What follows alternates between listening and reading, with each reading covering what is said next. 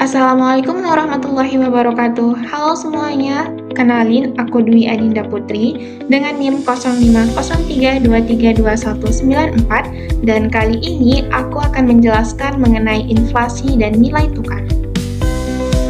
Apa sih inflasi itu? Jadi, inflasi adalah kenaikan harga barang dan jasa secara umum dan berkelanjutan dalam suatu periode waktu tertentu. Nah, inflasi menunjukkan penurunan nilai mata uang suatu negara. Dengan kata lain, jika terjadi inflasi, setiap unit mata uang akan membeli lebih sedikit barang dan jasa. Ada 3 teori mengenai inflasi. Yang pertama, yaitu teori kuantitas uang. Teori ini menyatakan bahwa inflasi disebabkan oleh peningkatan jumlah uang yang beredar secara berlebihan. Jika jumlah uang beredar meningkat lebih cepat daripada pertumbuhan ekonomi, maka nilai uang akan menurun dan harga-harga akan naik. Yang kedua, teori Keynes. Teori ini menjelaskan bahwa inflasi terjadi karena permintaan agregat yang lebih besar daripada kapasitas produksi. Hal ini dapat disebabkan oleh peningkatan pengeluaran pemerintah, peningkatan investasi, atau peningkatan ekspor.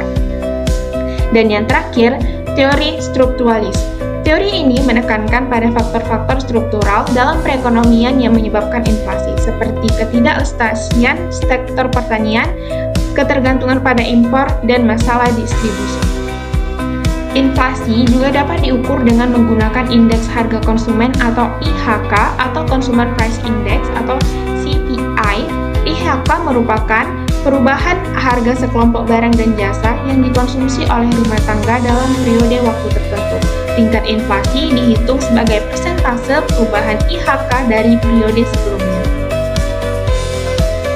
Nah, faktor apa saja sih yang menyebabkan inflasi? Jadi, inflasi dapat disebabkan oleh peningkatan permintaan secara agregat atau demand pull inflation.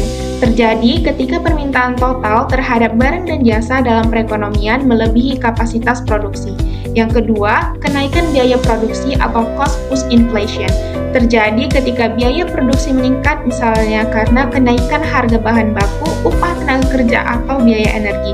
Dan yang ketiga, disebabkan karena peningkatan jumlah uang beredar. Peningkatan jumlah uang beredar yang tidak diimbangi dengan peningkatan produksi barang dan jasa dapat menyebabkan inflasi.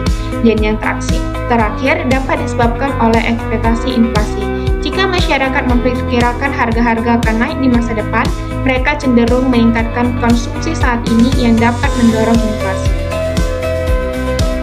Lalu, bagaimana sih cara mengendalikan inflasi ini? Yang pertama, cara mengendalikan inflasi diciptakannya dengan kebijakan moneter, dengan mengetatkan jumlah uang beredar dengan menaikkan suku bunga atau menjual surat berharga, meningkatkan cadangan kas minimum bank. Yang kedua, dalam kebijakan fiskal dapat mengurangi pengeluaran pemerintah dan meningkatkan pajak untuk mengurangi permintaan secara agregat. Dan yang terakhir, kebijakan sisi penawaran, meningkatkan produksi dan efisiensi untuk mengatasi kekurangan pasokan. Inflasi dalam pandangan Islam dipandang sebagai fenomena yang sangat merugikan perekonomian karena mengganggu fungsi bunga, terutama sebagai alat tukar dan penyimpanan nilai, serta melemahkan daya beli masyarakat. Inflasi juga dapat menurunkan semangat menabung dan mengarahkan investasi ke sektor yang tidak produktif.